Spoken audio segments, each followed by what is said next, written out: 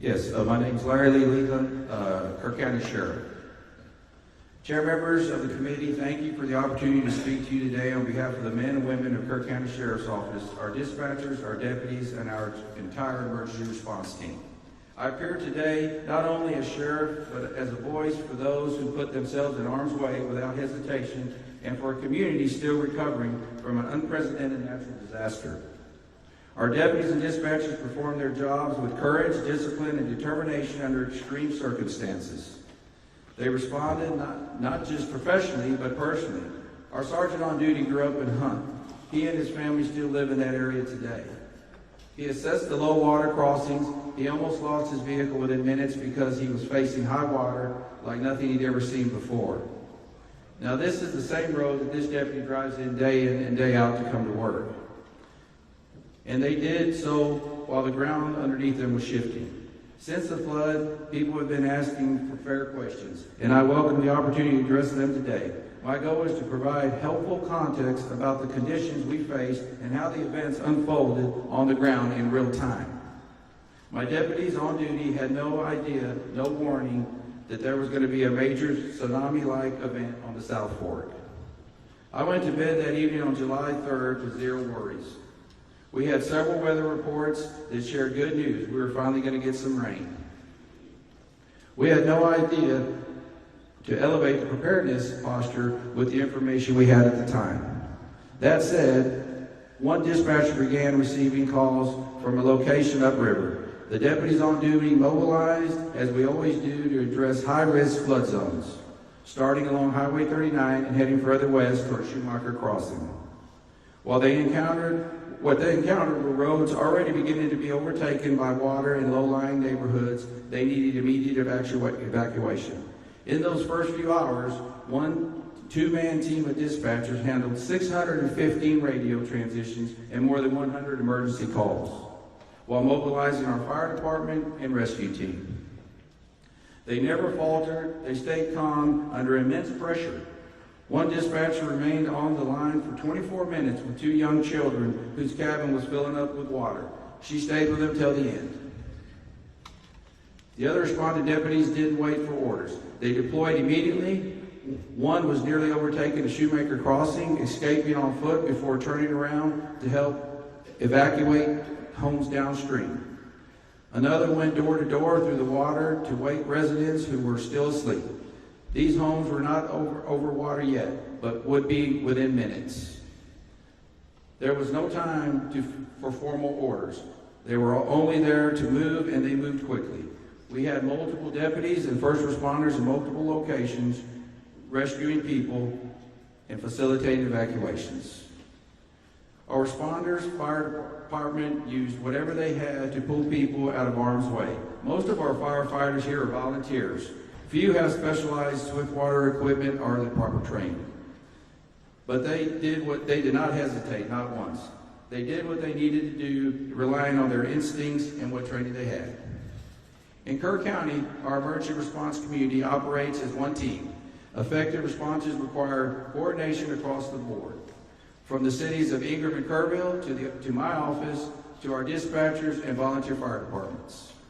No single individual is solely responsible for issuing alerts, monitoring our water crossing, or managing every aspect of a large-scale emergency of this matter. We rely on established procedures, coordinate, establish command, and mobilize resources quickly. It only works when we work together. That's extremely what we did that morning to the best of our abilities. We established an initial incident command center within the first hour, correction. Additional support from the Texas Game Warden and Texas DPS began arriving soon thereafter. I mobilized our special operations team to assist with search and rescue and to begin collecting victims. The air rescue landing zone was located at Ingram Elementary School, and we established a family reunification center at the Ingram High School just blocks away. Our team continued to mobilize and initiate additional resources. We blocked the roads and dispatch managed incoming emergency calls. I was present for Chief Nim Kidd's testimony to this committee last week. He confirmed what we knew at the time about the forecasted weather conditions. We monitor the same National Weather Service reports and the weather locally showed no indication for worry. We had no idea that a 30 to 35 foot wall of water was going to be coming down the Guadalupe River that morning. And it came with a force, speed, and devastation that no one has ever seen before in this county. Yet no one stood still, no one waited, we all responded as one.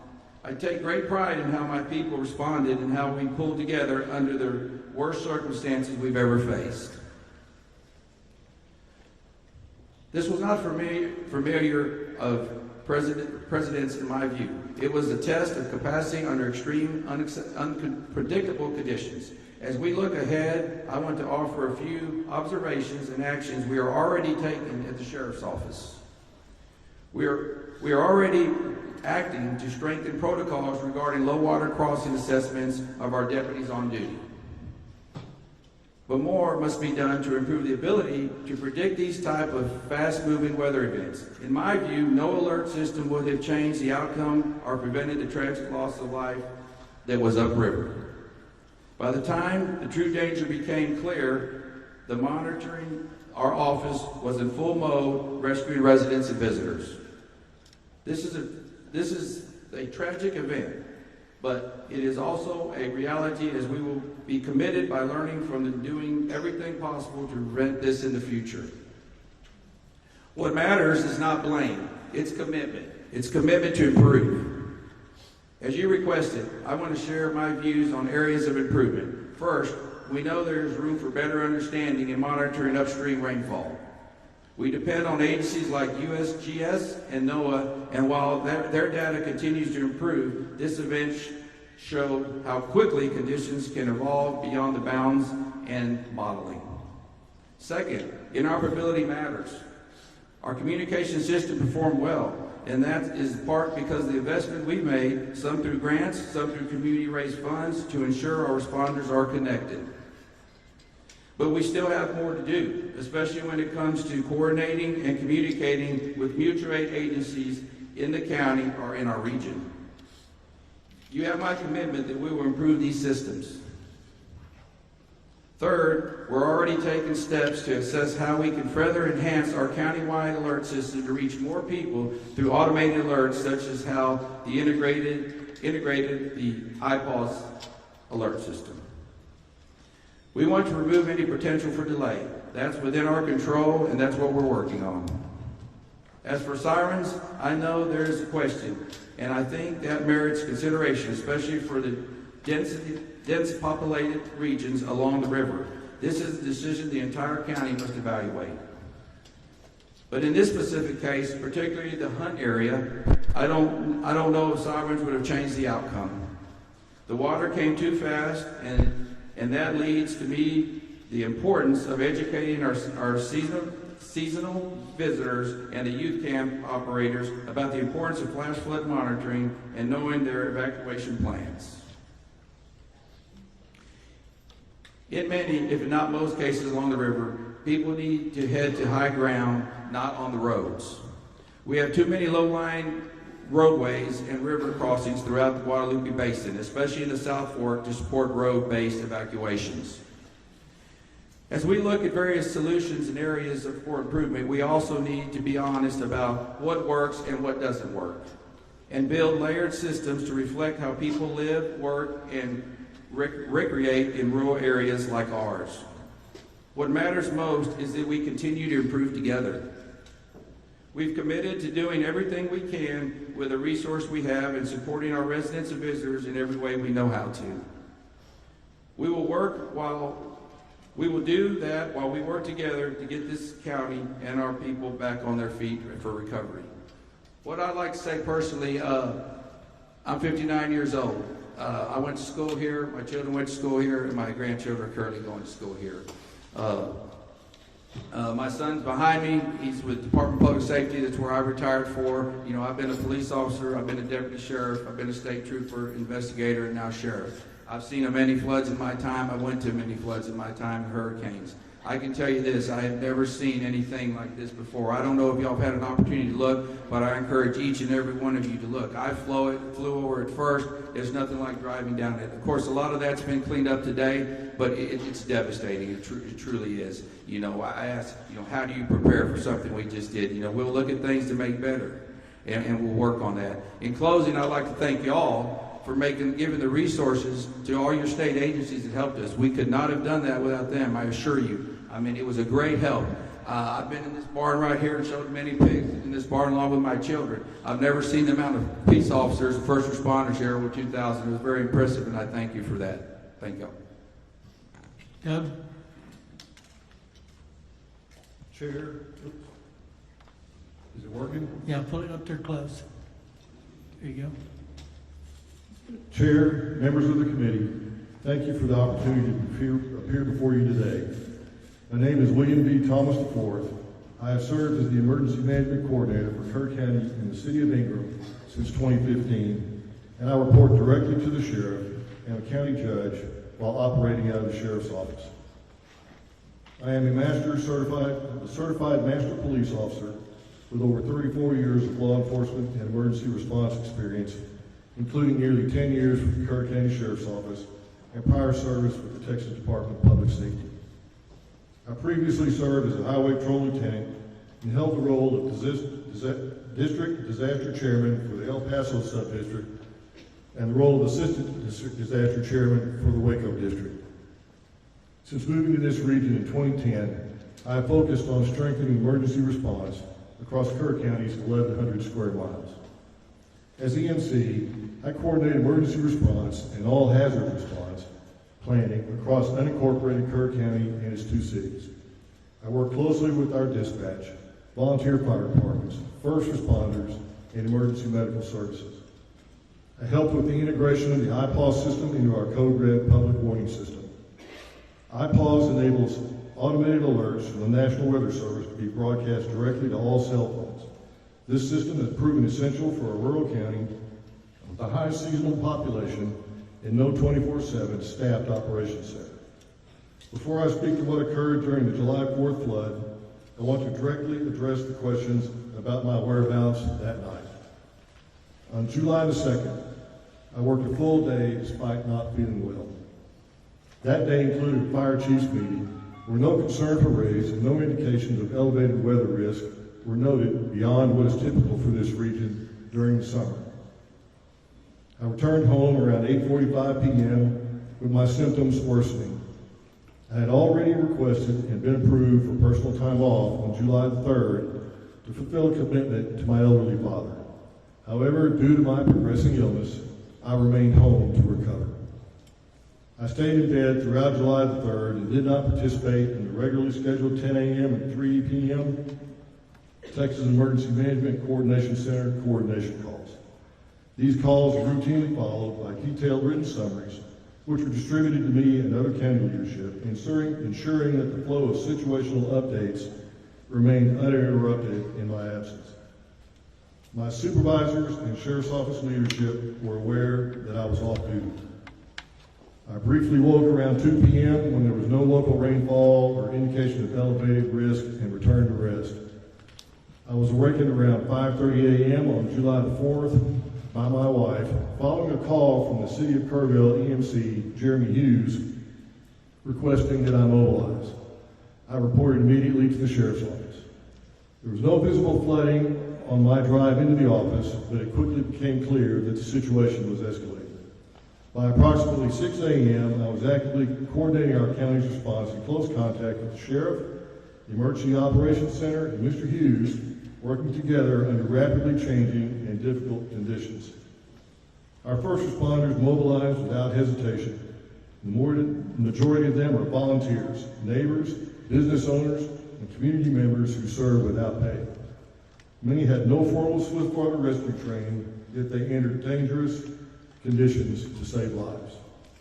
Their actions were nothing short of extraordinary, and I want to take this opportunity to publicly recognize their bravery, skill, and selflessness during one of our county's most challenging emergencies. I also want to specifically address the county's alert systems. The first line of notifications we rely on is the National Weather Service's ability to send geo-targeted alerts through NOAA, television, and regular radio frequencies. The complementary WEA message system, which is also activated by the National Weather Service, alerts all wireless devices in that targeted area regardless of subscription. The county took the additional step to implement the Code Red notification system, which is an opt-in subscription-based program that can be used to augment the National Weather Service for those residents opting to receive additional notifications and alerts. However, Code Red provides for limited coverage. That's why in 2020, I worked to integrate iPause into our Code Red systems as an additional tool for the EMC to manually provide further information or different alerts as warranted. During this event, the National Weather Service issued multiple flash flood warnings through iPause, which triggered those automatic alerts. As EMC, I also have the authority to issue iPause alerts manually, and I have done so in other incidents, including one the day before the July 23rd hearing for first responders in the riverbeds. However, during this incident, I did not issue an additional iPause alert because the National Weather Service had already triggered more than a dozen alerts, which all provided a similar forecast. Be aware of the potential for isolated flash flooding. Anticipate rain in the range of between 1 and 3 inches, possibly as much as 7 inches. You may ask, what does a flash flood warning by the National Weather Service prompt me as the emergency management coordinator to do? In our county, we take a coordinated approach to severe weather. Each summer, we receive hundreds of alerts and warnings from the National Weather Service. Our standard protocol begins with assessing low water crossings, which serve as key indicators of rising water levels and flood risk. Those crossings are also critical routes for emergency response, making them a top priority when flash flooding occurs.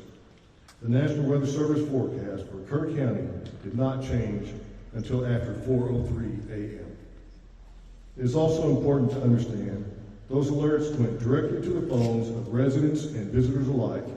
If your phone was on and had not disabled government's alerts, you would have received them. We believe this is the best system available for a county with high tourist turnover and no constant weather monitoring equipment or staff. To those who ask, what would you have done differently? The honest answer is that, based on the data we had at the time, there was no clear indicator that a catastrophic flood was imminent. The rain fell in remote areas with limited gauge data. Forecasts were not materially different from past events that did not result in flooding. The situation evolved faster than anyone could have predicted. Still, I've spent a lot of time reflecting not just on what we can do better here in Kerr County, but what can be improved across Texas and rural, river-adjacent communities like ours. First, we must recognize and support the value of volunteer fire departments and rural responders. These are the people that show up first. They serve wide areas with little funding and limited equipment. We need to invest in their training and their tools. Secondly, we need better data. We need real-time monitoring of rainfall and river gauges, especially in upstream headwaters and watershed zones.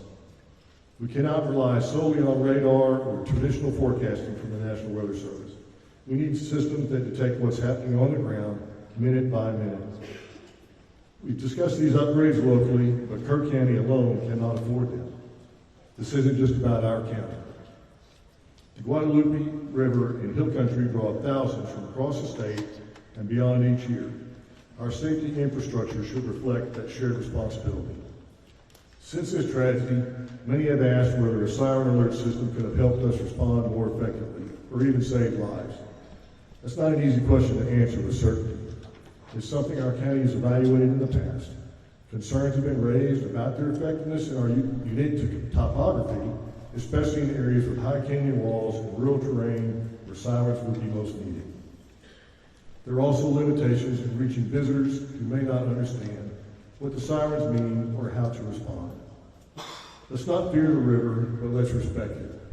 We must understand the impact of extreme, fast-moving weather events and prepare accordingly. We must be proactive, not reactive. And we must recognize that the benefits our region provides to all Texans come with shared obligations to safeguard it and those who enjoy visiting this beautiful area.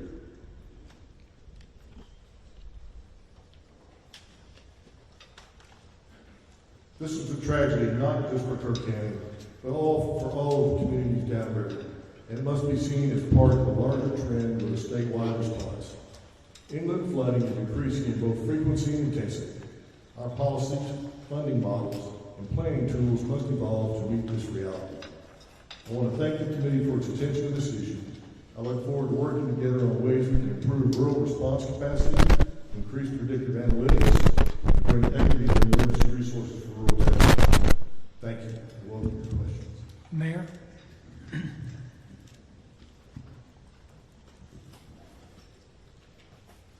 My name is Joe Harrington Jr. I'm the mayor of the city of Kerrville. I want to say thank you to Lieutenant Governor Patrick, Speaker Burrows. I want to say thank you to Chairman Perry, Chairman Key, and all committee members for coming to Kerrville to hold this hearing. I know it took time and extra effort to come to Kerrville. Thank you for your dedication and hard work to come up with solutions for the problems caused by this flood. When Lieutenant Governor Patrick told me this hearing would be in Kerrville, I was thankful. Thankful because it's important for you to be here when the flood happened. But also thankful because it's important for you to hear directly from our community about the tragedy which occurred here in the morning hours, July 4th, 2025. Here's what you need to know about our community. We are grieving.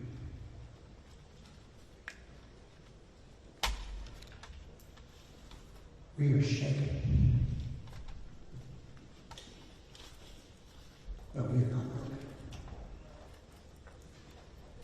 Dalton Rice, the city manager of the city of Kerrville, will share several important things with you in just a moment.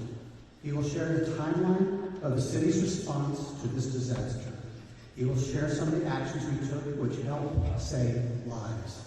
And he will share some of the lessons we've learned since July 4th, things we can do better to improve our city's response when the Guadalupe River floods came. And it will flood again. My main purpose today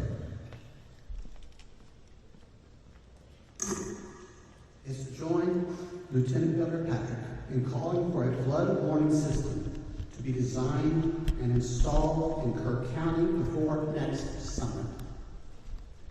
Whether it's a series of warning sirens or an automated, data-driven alerting system, or even a hybrid of both, we need solutions in place that protect the public and save lives. Frankly, we will need your help to achieve this goal. Here's one thing I learned from this tragedy. When Kerrville and Kerr County asked for help, help came. You are here today, and we're asking you for that. Help came from the state of Texas, help came from the United States, and help came from around the world. President Trump and Governor Abbott have been focused on sending help. I will be forever thankful to the brave men and women who showed up here to rescue those in peril and to search for those who are still lost. Thousands also came to feed the hungry, to give shelter to those who lost their homes, and to help our communities rebuild. Please know that Kerrville and Kerr County are grateful. Thanks again for being here today. I know we can find solutions together. Dalton. Lieutenant Governor Patrick, Speaker Burrows, Chairman Perry, and Chairman King, and honorable members of this committee. Thank you for being here in Kerrville and Kerr County and for the opportunity to speak. I've had the privilege to serve in the military as a firefighter paramedic, in healthcare, and now in public administration. Sadly, I've seen the toll of both natural and man-made disasters far too often. What we experienced here over the July 4th weekend will stay with our community forever. But so will the strength, heart, and resilience shown by our people. Let me begin with a brief overview of Kerrville and our emergency planning efforts. Kerrville is a full-service city of about 25,000 people located in the heart of the Texas Hill Country in East Kerr County. Emergency management is a shared responsibility embedded in our culture, from city council to our frontline responders. We maintain an updated hazard mitigation plan, develop emergency action plans for large and small events, and routinely partner with the county, National EMR, TxDOT, and others. Just last year, we used the total solar eclipse as a full-scale disaster exercise. That preparation made a difference. We've also adopted strict floodplain regulations aligned with FEMA standards and recently implemented a 6-year building code update cycle to meet post-disaster resilience requirements. Those proactive measures minimize structural damage during the floods. I've included in your packet our floodplain and floodway development regulation summary, charts reflecting buildings in the floodway, the 100-year and 500-year chance for flood hazard zones, and a breakdown of how we allocated 98% ARPA funds to public safety. On July 3rd, weather forecasts indicated scattered storms with possible isolated flooding. What followed was one of the most intense, short-duration rain events in our history, western Kerr County receiving most of the rain. The flash flood overwhelmed watersheds to the west. I've included in your packet a matrix of weather events since January and a map of the 16 watersheds that impact Kerr County. Our new public safety facility is currently being built. Despite not having a completed emergency operations center, our teams were coordinated and responded rapidly. Teams began evacuations in known low-lying areas. We relocated operations to a larger joint EOC by 6 p.m. on July 4th, and within 24 hours had a unified command established with the county, TDM, National EMR, and many local, state, and federal partners. Kerrville operates the local Public Safety Answering Point, or PSAP, and received 35 calls from 0300 to 0400, 218 calls from 0400 to 0500, and 230 calls from 0500 to 0600. I've included a chart showing the call volume, and I apologize for the small print and quality. Our emergency management approach works. As you can see in the July 3rd and 4th timelines in your packets, at 2:42, patrol officers were proactively checking known low water crossings throughout the city with none reported. At 4:06 a.m., they began checking the park with no rise to the river. At 4:14 a.m., dispatch began getting overwhelmed with 911 calls, at which our teams began requesting additional resources and personnel and further assessing the situation before notifying leadership in accordance with our policy. At 4:54 a.m., the supervisor drove west to Bear Creek Crossing for an additional assessment, which you'll see in the timeline. Despite overwhelming conditions, our team saved countless lives, managed logistics under extreme duress, and maintained continuity of city operations. But I stand before you today fully acknowledging that we must also examine where we can do better. Our preparedness paid off. Structures built to our standards were elevated, engineered, and code compliant, and sustained minimal damage. But this event also showed us gaps. Additional insights will be documented in our after-action review and our corrective action plans. Aligning with the objectives of this hearing, we respectfully ask the committee to explore the following areas that affect both immediate and long-term public safety and local government operations, and look forward to working with each of you in the coming days and weeks for a viable path forward. Floodway and plain rebuilding policy, regulatory authority in the ETJ and annexation, low to moderate income restrictions tied to funding, long-term negative impacts on property tax and spending caps, radio and equipment interoperability. The following areas are areas we request state assistance on: Fund project identified in our stormwater master plan and the state flood plan through the Flood Infrastructure Fund and other funding sources. Invest in localized predictive weather modeling to better serve rural communities. Expand the Broadband Infrastructure Fund or other funding mechanisms to improve cellular coverage in rural areas. Expand and fund House Bill 3010, which was passed in the 89th legislation, the Rural Infrastructure Disaster Fund, or other appropriate funds to help in disaster recovery. Establish a dedicated hazard mitigation fund aligned with local hazard mitigation plans. Develop automated data-driven flood and weather alert systems. And consider requiring camps in certain facilities in high-risk areas to maintain emergency action plans. It is still very early in the process, and I'm proud of what our teams have accomplished. Our people acted with professionalism and heart, often while their own families were in danger. I am proud of them, but we're not too proud to say we can do better, and we want to work with you to make that happen. We've also identified some lessons learned, even in the short time before our after-action review. We've identified areas of improvement in our dispatch center and notification processes. While critical information reached the right people, we recognize the need for more streamlined communication. A 3:34 a.m. call was transferred to the county, but we lacked a procedure to notify all personnel in flooding events across the jurisdictions. Our patrols team showed strong situational awareness, but broader communication is essential. Family communication during the event could have been faster. Although support services were in place, there were moments when families received updates through the media before hearing directly from officials. Once identified, we assigned a public information officer to provide 24/7 family communication, and Sheriff Blatha and I remained directly engaged with the families. Additional insights will be documented in our after-action review and corrective action plans. Kerrville will rebuild, but we need the tools and the funding to do it right. Thank you for allowing us to share our story, and I'm happy to answer any questions.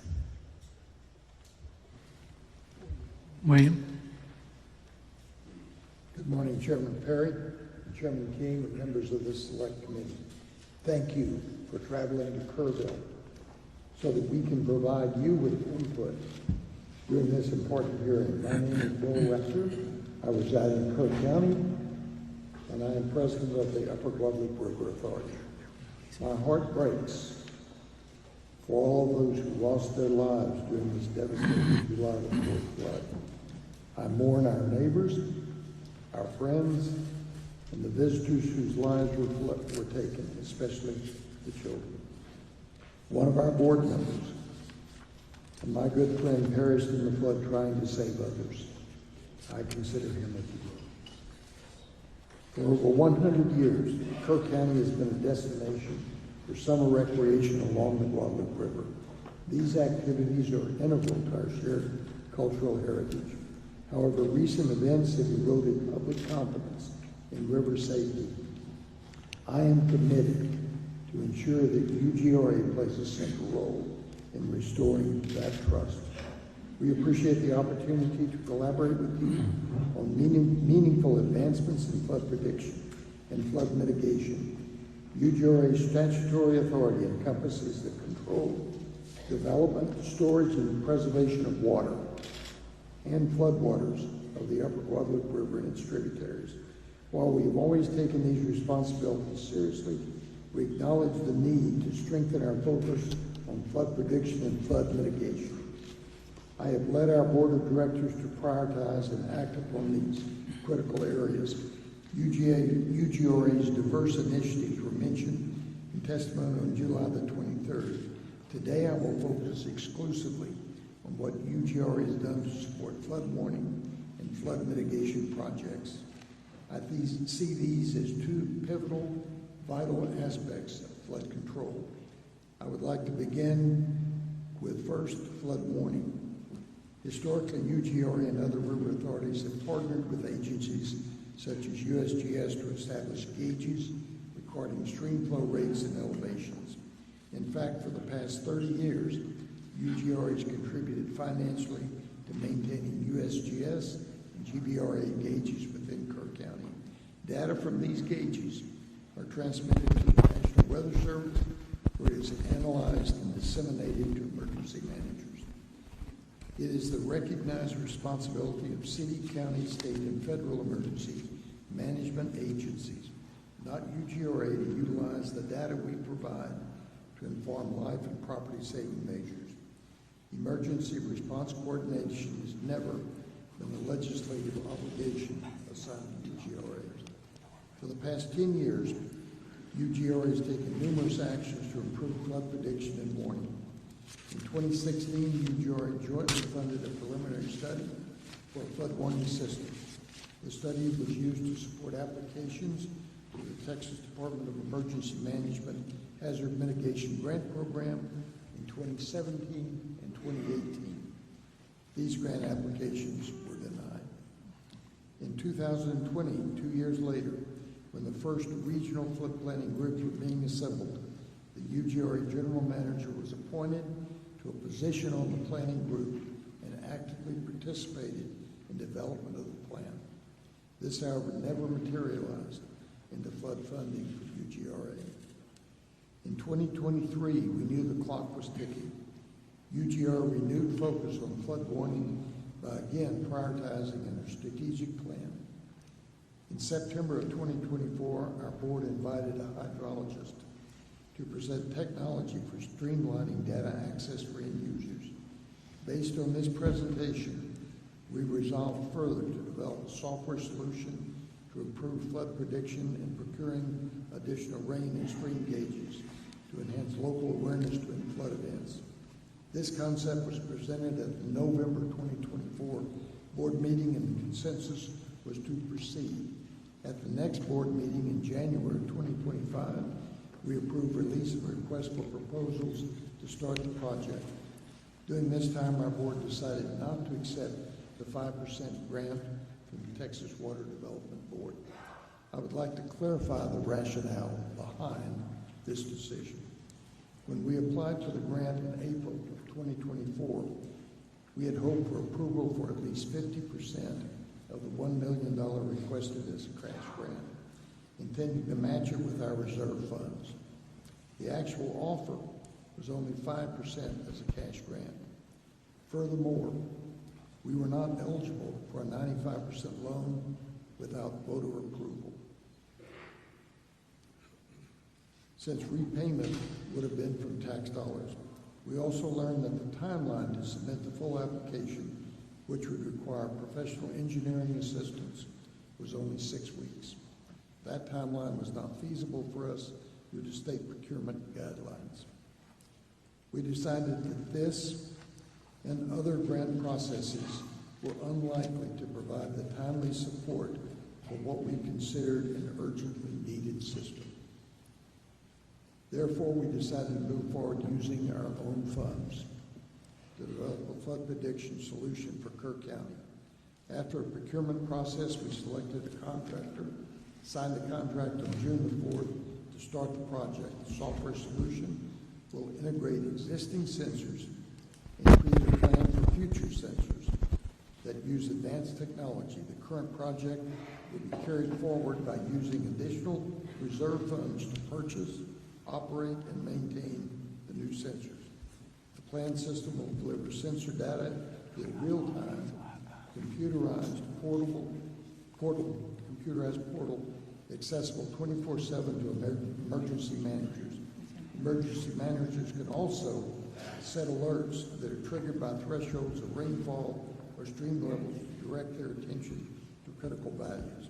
On July the 24th, we convened the Kister's team, local emergency management officials, police, fire departments, and TxDOT to garner feedback on software design and functionality. Work is ongoing to determine needed sensor placement. Placing our board's widely discussed and criticized decision in context, we are now 9 months into the development of this much-needed project, having engaged an expert firm and begun creating a reliable means for emergency managers to access critical data.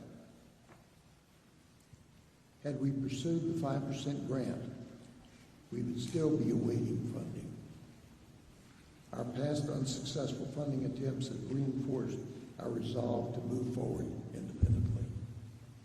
The second part of flood control is mitigation. Since 2012, a portion of UGRA surplus funds has supported construction of 9 water and sediment control dams in western Kerr County with a total drainage area of 21 square miles and a total volume of 92 acres feet. These structures are designed to empty between rain events, gradually releasing water to sustain river flow. However, due to their limited size, they provide only modest flood mitigation during major events. Looking forward, I consider flood mitigation as the long-term solution to the severe flash floods of the Guadalupe River. Canyon Lake Dam is well known for its effectiveness in reducing downstream flooding. Despite the massive inflow from the upper Guadalupe River on July the 4th, the reservoir filled only to 68%, averting significant downstream damage. A former UGRA director and respected civil engineer has also recommended investigating the feasibility of constructing additional flood retention dams on upstream watersheds. Such dams could moderate rapid rise in river elevation, providing valuable warning and evacuation time. These structures would channel normal flows through calibrated outlets, but store excess water during high flow events. Integrated sensors would detect rising reservoir levels and relay information for immediate response coordination. These flood retention dams would not only benefit communities across Kerr County, but also downstream to Canyon Lake. The concept is proven. Texas already has over 2,000 flood retention dams, including 41 in the San Antonio River waterflood alone. Effective solutions will require substantial, expertly designed projects and significant resources. We recommend that organizations like the U.S. Army Corps of Engineers consider this approach as part of a comprehensive response to the repeated flash flood risks of the Hill Country. Finally, I will share actions I've taken since the flood that I will bring to our board for discussion at our next meeting. I would like our board to hear from Dr. Dent of Rice University, as well as other experts to assist in refining our flood information system.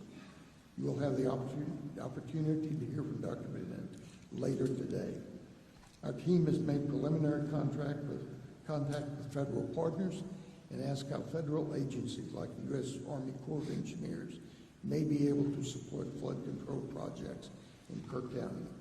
I will ask the UGRA board to dedicate $1.5 million of our reserve fund to flood control feasibility studies and infrastructure improvements related to flood prediction.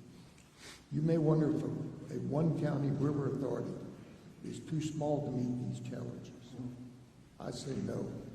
Our size and strong ties to Kerr County, the city of Ingram, the city of Kerrville, and the Hunt and Centerpoint communities has been and will be an asset to our success. I hope the dedication of this select committee to finding solutions will also explore innovative approaches to these problems. Thank you for that. Thank you for being here today, and I look forward to your comments. All right. Shane, pull it up close, please.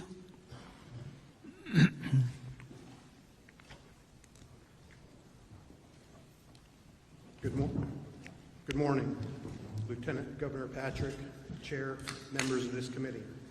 My name is Shane Stolarczyk, and I'm proud to serve as the Kendall County Judge. I've also served 10 years as a major in the United States Air Force, including an active duty tour during the COVID-19 pandemic, stationed at Joint Base San Antonio. Outside my judicial role, I'm a 24-year practicing appellate attorney and small business owner.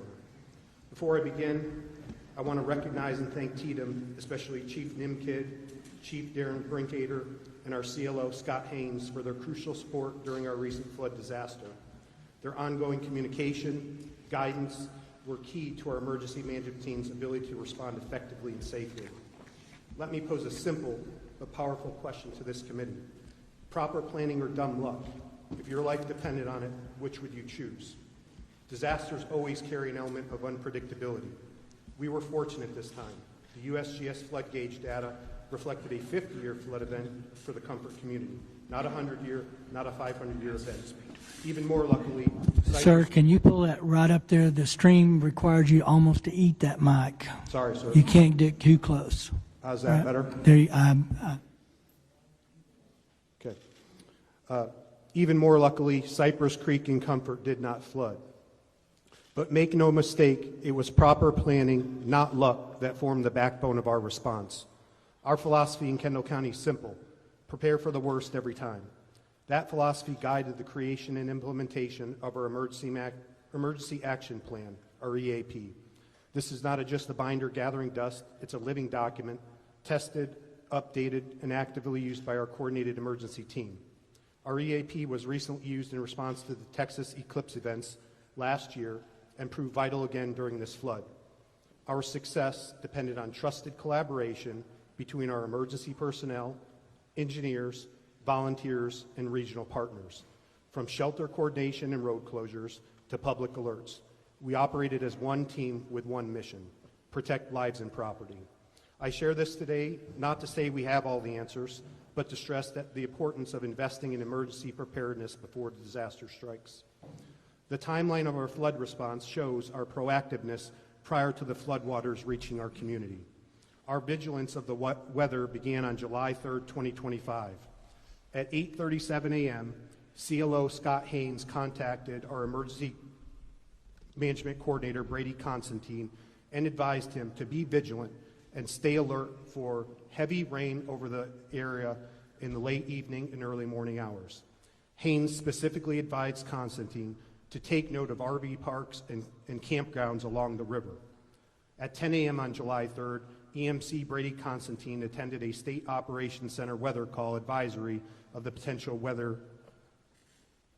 At 10:25 a.m., EMC Constantine responded by emailing all our volunteer fire chiefs, our EMS administrator, the Kendall County Sheriff Patrol Sergeant on call, and our Precinct 4 Commissioner, reminding them to be vigilant and on alert for potential flooding in the Comfort area. At 1:18 p.m. on July 3rd, the National Weather Service issued a flood watch, advising of potential local heavy rainfall and flooding. At 6 p.m., we started sharing Facebook weather updates and currently monitoring the incoming storms. At 11:41 p.m., the National Weather Service escalated the situation to a flash flood warning. By midnight, EMC Constantine continued to actively monitor weather reports and river gauges in Comfort, coordinating closely with our sheriff's deputies. This continued throughout the night and into the early hours of July 4th because EMC Constantine, I quote, had an uneasy feeling that night about the pending weather conditions. At 1:14 a.m., flash flood warning with a considerable tag was issued for Bandera and Kerr counties. EMC Constantine initiated the activation of our Emergency Operations Center for Kendall County at 4 a.m. and started making phone calls to the pertinent EOC team members. At 4:03 a.m., flash flood warning was upgraded to a flash flood emergency for South Central Kerr County, including Hunt. At 4:32 a.m., the National Weather Service reported 5 to 10 inches of rainfall had fallen across South Central Kerr County over the past 3 to 6 hours. A particularly dangerous situation was declared and a flash flood emergency issued. At 5:29 a.m., our phone alert system, known as WENS, Wireless Emergency Notification System, issued our first flood warning for Kendall County. At 6:21 a.m., Kendall County began notifying river residents that the situation along the Guadalupe River was a concern. At 6:37 a.m., the EOC was fully activated. Reports of devastation in Kerr County began arriving, including flooding at camps and rising water levels. The 20-foot flood wave took about 90 minutes to move downstream toward Kendall County. Thanks to Comfort ISD, we opened a temporary shelter on campus. At 7 a.m., WENS issued a notification that flooding on the Guadalupe is happening in Kerr County. The Kendall County EOC is being activated. Up to a 32-foot rise in the Guadalupe River is expected. By 7:30 a.m., mandatory evacuations were issued for residents along the Guadalupe River in Comfort, Texas. At 8:06 a.m., EMC Constantine pushed out the following WENS message: urgent flood alert. Comfort residents along the river moved to high ground immediately. Mandatory evacuation. Evacuations were occurring along the river. Road and bridge crews began closing impacted roads and bridges. Comfort Volunteer Fire Department began evacuating vehicles on bridges and cleared out the Comfort RV Resort. Multiple rescue boats were staged at Comfort High School. At 8:44 a.m., high-level floodwaters officially approached Kendall County.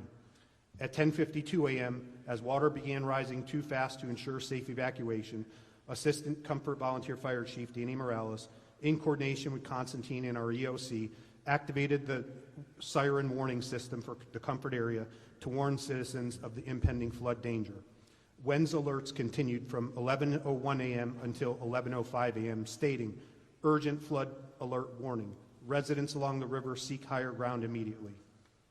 A flash flood warning has been issued for Kendall County, 11:05 a.m. Thanks to the rapid, coordinated action, no lives were lost in Kendall County, though we did suffer private property damage along the Guadalupe River. What has Kendall County done to plan, mitigate, and respond? First, we've strengthened our floodplain rules. For example, no RV or manufactured home communities are allowed in the floodplain areas. New construction must be elevated 1 foot above base flood elevation and anchored per hydraulic standards. 2, we invested into a feasibility study for Cypress Creek, investing over $175,000. This is located upstream in Kerr County to help protect our downstream Comfort community. We pursued a countywide drainage master plan to proactively address flood risks across the region. We created a full-time grant coordinator position in the county to identify and apply for grants, including flood mitigation funding. We expanded our ICS and FEMA-based training, focusing more on tabletop exercises and preparation efforts. We implemented the WENS emergency alert system, which is an affordable, highly effective emergency communication tool used to notify citizens. We allocated $1.5 million in ARPA funds for culvert improvements throughout the city of Bernie. We also partnered with the soil and water conservation districts in our community to improve flood control structures in the county. And lastly, we passed a bond proposition for $20 million. This bond is known as Prop A. It's to purchase conservation easements and green space, protecting waterways and limiting certain harmful types of development in those areas. Recommendations to improve the state and local response capabilities. Let me first emphasize, TDM performed admirably from Kendall County's perspective. Our CLO, Scott Haynes, was embedded within our EOC from day one. His leadership maintained consistent contact and support with us. We are deeply grateful. That said, here are a few recommendations based on our experience. Improve access to the IPAWS system, the Integrated Public Alert and Warning System. It's currently too limited in access and not user-friendly. WENS and IPAWS can work together, but local officials need better access to both tools. Develop a river-wide emergency alert system, one that tracks the entire Guadalupe River and its tributaries, offering early downstream warnings across jurisdictions. 3, simplify the grant application process for small counties. Avoid requiring costly engineering studies just to apply. These costs deter small counties from even seeking funding. 4, create a COG-wide emergency operations plan to streamline regional coordination and improve response across the Council of Government areas. In closing, our experience in Kendall County is a testament to what preparation, communication, and teamwork can achieve. We didn't have it perfect, but we had a plan, practiced it, and executed it with urgency and coordination. I urge the committee to continue investing in local preparedness, strengthen interagency tools, and ensure small counties have equitable access to resources. Thank you for your time and commitment to protecting Texans. Thank you. Jeb Shrubio, get the mic up real close, please. There you go. Yes, sir. Good morning. Good morning, chairs and members of the committee. My name is Bella A. Rubio, and I'm the county judge of Real County, which is a contiguous county to Kerr County, with a population of approximately 3,000 people. First and foremost, Kerr County, you are in our daily thoughts and prayers, and to all law enforcement, first responders, volunteers, and citizens, you are the epitome of John 15:13. There's no greater love than to lay down one's life for another. Today I come before you regarding discussions, decisions that will be focusing on matters that directly impact the safety and well-being of all our counties and communities throughout Texas, and the need for dependable alert systems. The ability to quickly and effectively share information during emergencies is essential, ensuring that every resident and/or visitor, regardless of their location or situation, receives critical information. As a native pioneer family and a 40-year county employee, I have witnessed firsthand Real County transform from a ranching hunting community into a tourism-based, popular second homeowner site, as well as a subdivision developer attraction, with the majority of the growth occurring along the banks of the Frio and Nueces River. We also have 3 Christian camps located on both rivers that at full capacity on any given weekday throughout the summer service approximately 3,000 campers, camp counselors. Growing up a quarter of a mile from the Frio River and currently residing on the Frio River for the past 42 years, I have experienced river creek rises in all different sizes, some that have come just like a thief in the night. Witnessed helicopter rescue, people from rooftops and trees, and had my late husband participate in high water rescues throughout his 37-year employment with TxDOT. As part of Real County Courthouse budget preparation in my previous position as county clerk, I have seen the struggle and challenge to fund additional resources to provide and/or implement higher safety levels throughout the local law enforcement budget, road and bridge budget, extra funding for local volunteer fire departments and volunteer EMS, and especially the radio interoperability. While Real County was not catastrophically impacted by the July 4th and July 11th floods as our neighbor Kerr County was, we are still faced with the challenge of alerting the lodging industry, homeowners, and Christian camps at full capacity located along the Frio and Nueces rivers, especially during our peak visitor season. Real County is 700 square miles, experiencing 2 major floods within a 10-day period stretched our resources thin, which consist of our sheriff, 6 full-time deputies, 2 volunteer fire departments with 10 or less personnel each, county road and bridge department consisting of 7 employees to cover approximately 75 low water crossings located on creeks and portions of the Frio and Nueces on various county roads, and a local TxDOT maintenance section with 11 employees to secure approximately 150 TxDOT crossings, culverts, and low spots on state roads prone to flooding as well. While our sheriff currently utilizes an app system that local residents and/or visitors can utilize to receive notifications, the system does not work in all the areas of the county due to minimal and/or zero cell phone service, nor during power outages, which occur frequently during severe weather. While all the entities do their best to collaborate in quarterly meetings and work collectively, it is extremely challenging to assure the safety and welfare of all visitors and residents during natural disasters.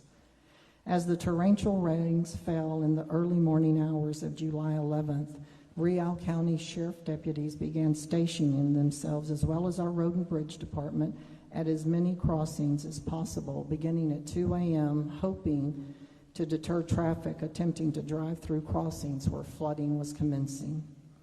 Effective implementation of alert systems in our rural and underserved areas present unique challenges such as limited access to broadband internet and mobile networks, along with financial constraints and lack of awareness, which can and does hinder the dissemination of critical information to those most at risk.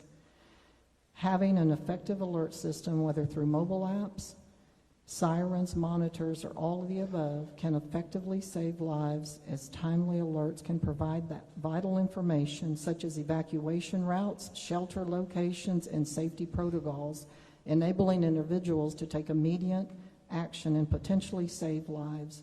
Minimum damage, as it can allow individuals and business to take steps to mitigate potential damage to property and infrastructure. Enhance emergency responses, real-time alerts and instructions allow first responders to quickly access situations, allocate resources, and coordinate their efforts more effectively, improving response times and efficiency. For counties to be able to promote preparedness through reliable alert systems that would foster a culture of preparedness, empowering individuals to be more aware of risk and take proactive steps to protect themselves and their family, funding assistance must occur. Counties should not be faced with the funding of alert systems through local property taxes, which is basically our only source of income, which have been capped throughout the years and or reduced through property tax relief. While there may be possible grants geared towards purchase of alert systems, there are none that I am aware of for the maintenance and operation of these systems, much less the replacement when destroyed either by natural disasters or types of accidents and or vandalism.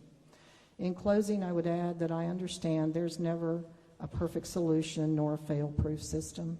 However, timely alerts should not have to be considered a luxury, but a fundamental necessity, especially for our most vulnerable population.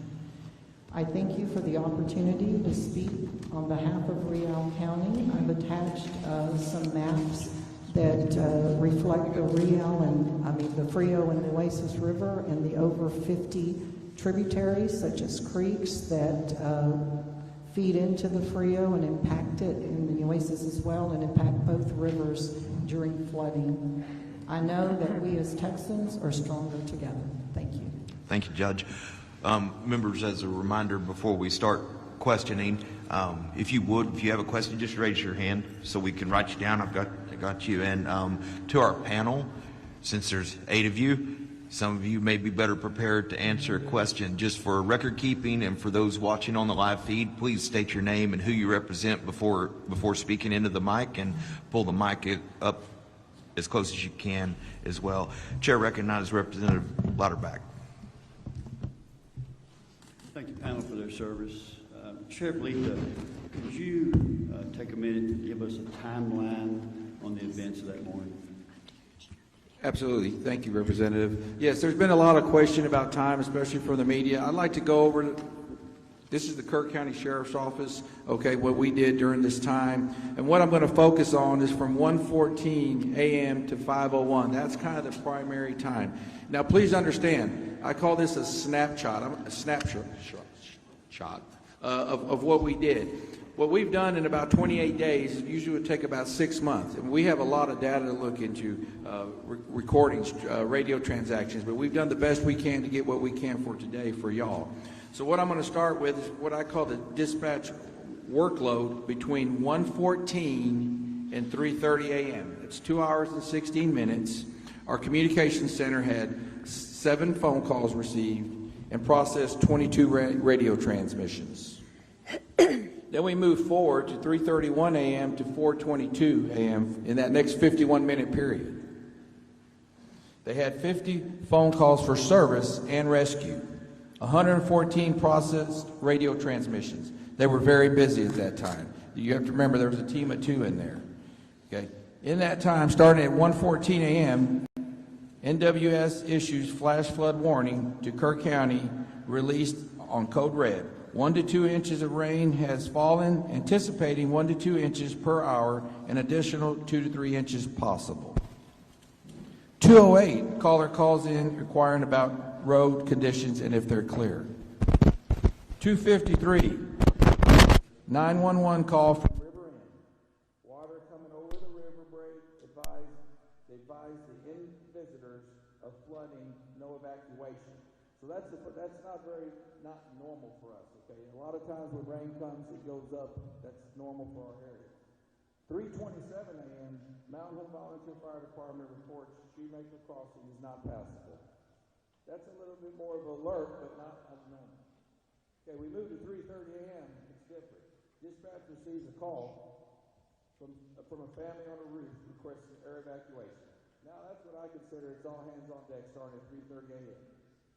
3:35, dispatch shows out Hunt Volunteer Fire Department to swift water rescue. 3:39, Mountain Home Volunteer Fire Department asks KCSO to tone out Ingram Volunteer Fire Department for evacuation at River RV Park. 341, KCSO Deputy Green confirms Schumacher Crossing is not passable. 3:43 a.m., KCSO tones out Kerr County Special Ops for Swiftwater Rescue.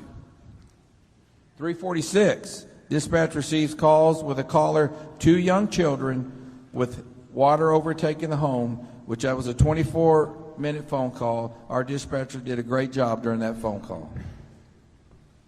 Not only was she on the phone at the time with those 2 children, she was on the phone, had them on speakerphone, on an additional phone, also doing radio transmission and typing. I said she did an amazing job.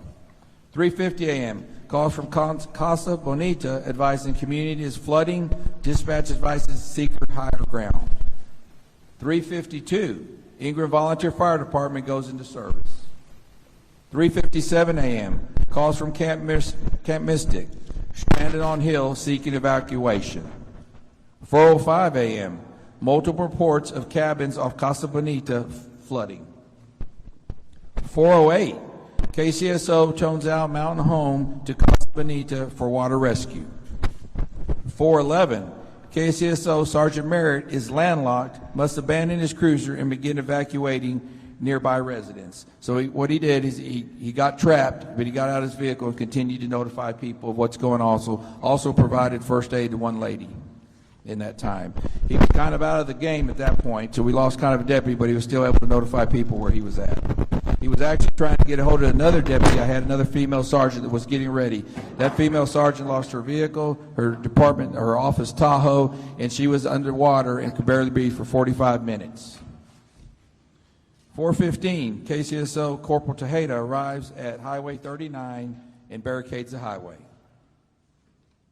Okay, now we're going to move to 4:22 to 5:01. This is a 39-minute period. During that 39-minute period, our dispatch workload was 19 calls of service and rescue, 168 radio transmissions. Still very busy for 2 people. 4:22 a.m., Hunt Volunteer Fire Department seeks code red alert. KCSO dispatch acknowledges. 4:23, KCSO Sergeant approves code red alert. 4:24, KCSO Deputy McGee reports he hears kids screaming in the river.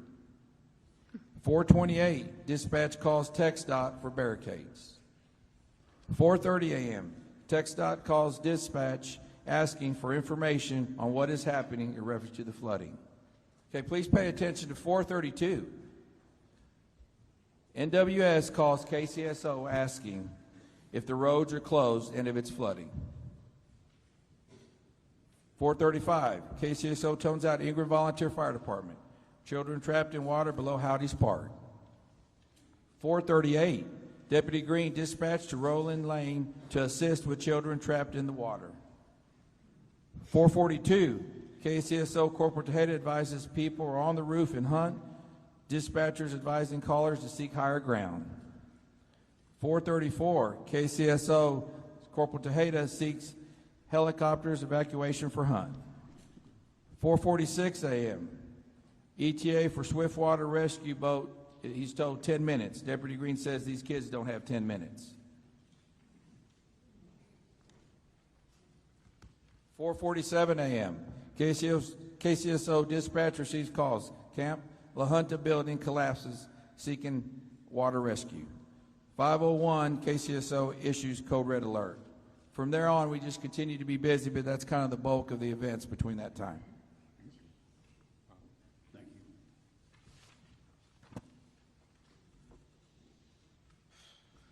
Senator Flores. Thank you, Mr. Chairman. Well, I don't know that words can describe what I witnessed when Lieutenant Governor and I first came on that day. But I think it's incumbent for people to know, those that are listening locally, statewide, nationally, just what type of calamity you experienced in a short period of time that was unprecedented, a monster in the middle of the night that we've never seen before, and how this community, you all that I personally witnessed, responded with the resources you had to that calamitous event. And I want people to know what I saw. You, Sheriff, Judge, Mayor. You guys didn't sleep. I saw that. You're totally committed.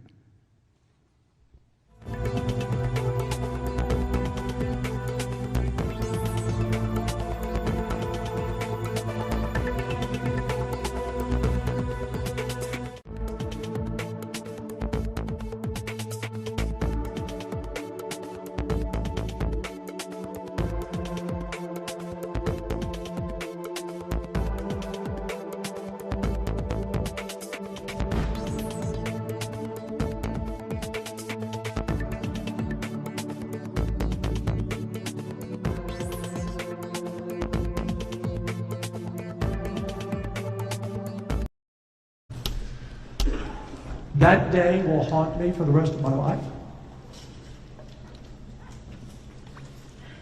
Like you, we all feel this pain. Some much more than others. Winston Churchill said, this is not the end or even the beginning of the end. But perhaps we can now move forward as we still look for one adult and one child and a police or fire chief from another county. But with his hearing,